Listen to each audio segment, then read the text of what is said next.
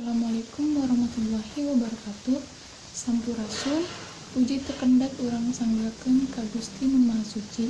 Puja salawasna urang sanggakeun ka Allah Anu Maha Kawasa. Salawat sinareng salam mugi langgeng ngocor ngagolontot ka junjungan alam Nabi anu mulia Muhammad sallallahu alaihi wasallam. Langkung ti payun sing kuring ngahaturkeun rawuh nuhun reh tos dipasihan kasempetan kanggo ngadugikeun diantara dipayunna Bapa miwah Ibu oge saderek sadayana. Dupi anu bade didugikeun dina diantara simkuring teh nyaeta perkara kanakalan remaja.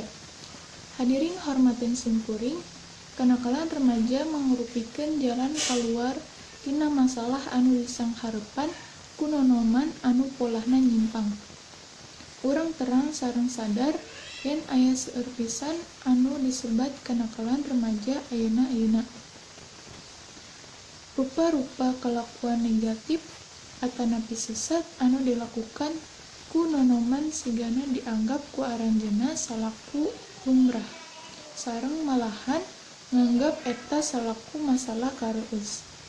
Aranjeunna nyarios eta mangrupikeun simbol kawani. Ieu tangtosna perkawis pisan. Ieu masalah sosial anu nyerang nonoman urang ayeuna nyaeta tingkah laku nyimpang anu sering disebat kenakalan remaja. Anu nyebabkeun masalah kenakalan remaja tiasa benten-benten.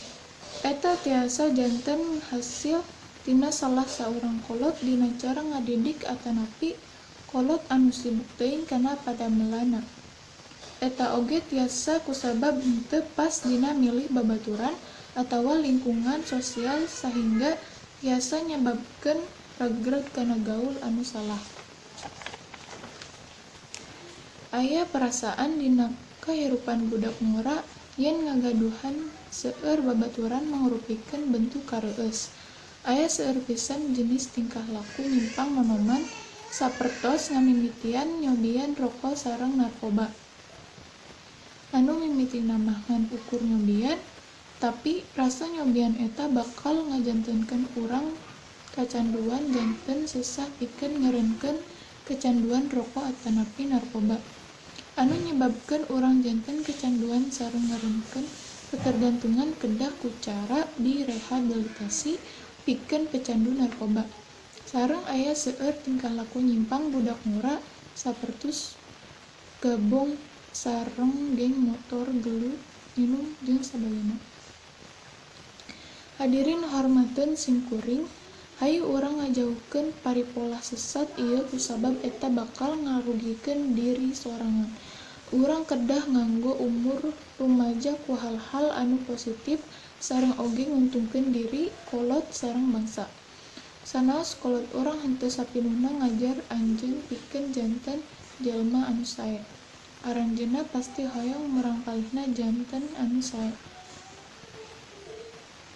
Henteu aya kolot hoyong budakna kalakuan goreng. Kusabab kitu, anjeun henteu kedah nyalahkeun kolot anjeun atanapi jalma sanes.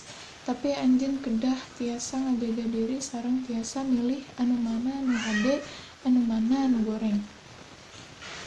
Pilih lingkungan sareng rerencangan gaul secara selektif, entong asal bagja.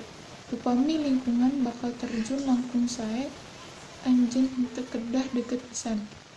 Aya seueur tempat gaul positif anu tiasa anjeun pilih di sakola, boh di luar lingkungan sakola.